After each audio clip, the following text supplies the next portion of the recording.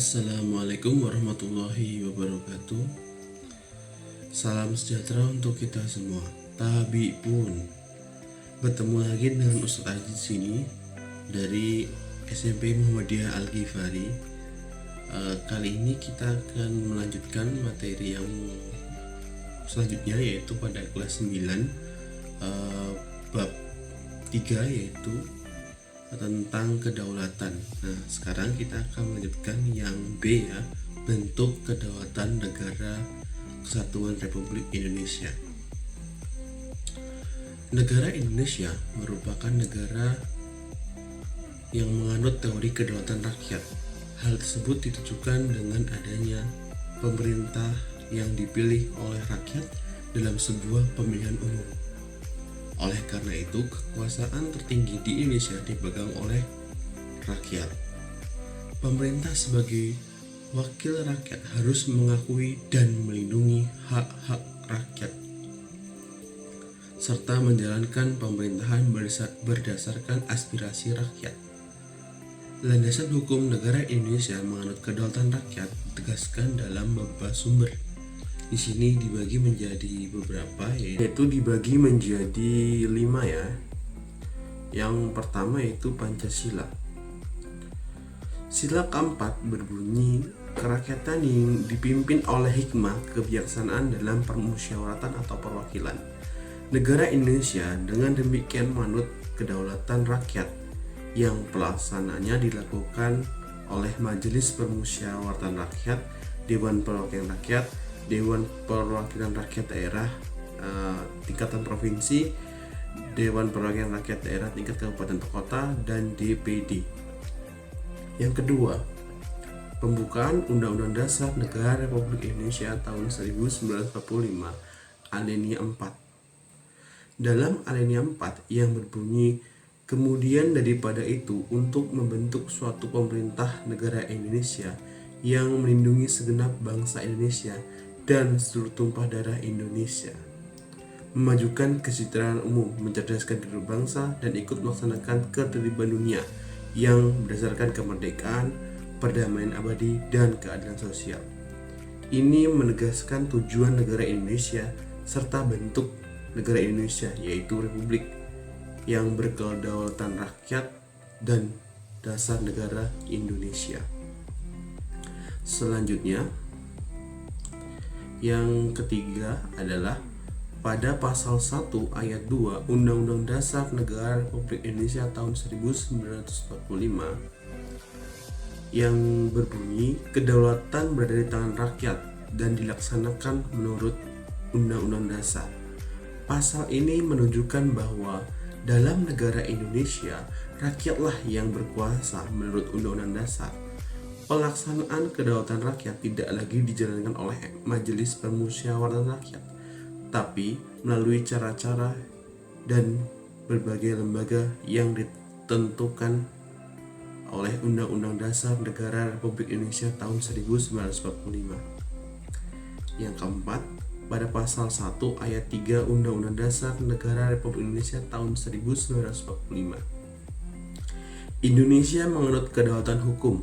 Hal tersebut terdapat dalam pasal 1 ayat 3 Undang-Undang Dasar Negara Republik Indonesia tahun 1945 yang berbunyi, negara Indonesia adalah negara hukum. Artinya bahwa Indonesia bukan negara kekuasaan. Segala sesuatu yang berkaitan dengan kehidupan masyarakat, berbangsa, dan bernegara diatur menurut hukum yang berlaku. Contohnya adalah peraturan lalu lintas. Selanjutnya yang terakhir atau yang kelima, pasal 27 ayat 1 Undang-Undang Dasar Negara Republik Indonesia tahun 1945. Pada pasal 27 ayat 1 Undang-Undang Dasar Negara Republik Indonesia tahun 1945 merupakan juga dasar bahwa negara Indonesia menganut teori kedaulatan hukum.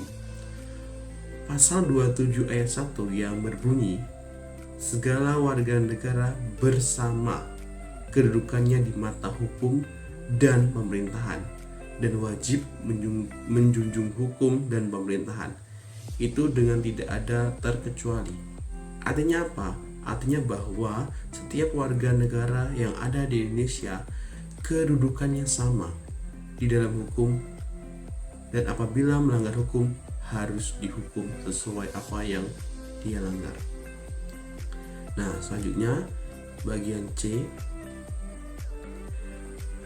yaitu prinsip-prinsip kedaulatan negara Kesatuan Republik Indonesia. Menurut Undang-Undang Dasar 1945, negara Indonesia merupakan negara kesatuan berbentuk republik dan berkedaulatan rakyat yang dilaksanakan menurut Undang-Undang Dasar. Prinsip-prinsip pelaksanaan kedaulatan di Indonesia sebagai berikut. 1. Prinsip kedaulatan yang dianut negara Indonesia. Menurut Undang-Undang Dasar 1945, negara Indonesia merupakan negara kesatuan berbentuk republik dan berkedaulatan rakyat yang dilaksanakan menurut Undang-Undang Dasar. Prinsip-prinsip pelaksanaan kedaulatan di Indonesia sebagai berikut. Di sini dibagi menjadi sampai F ya. Yang A adalah negara Indonesia ialah negara kesatuan yang berbentuk republik.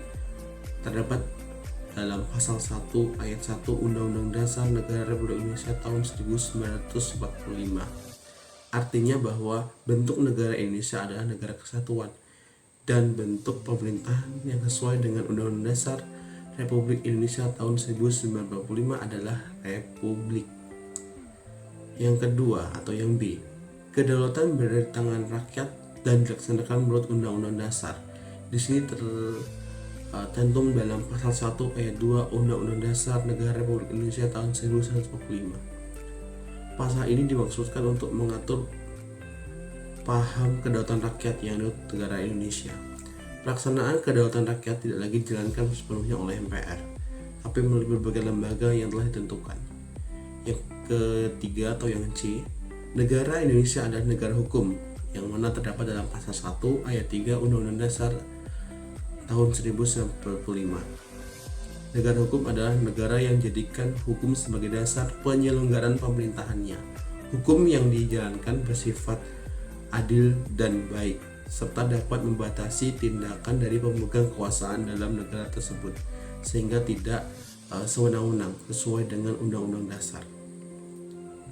Yang keempat atau yang ke-D, Presiden tidak dapat membekukan dan atau membubarkan Dewan Perwakilan Rakyat.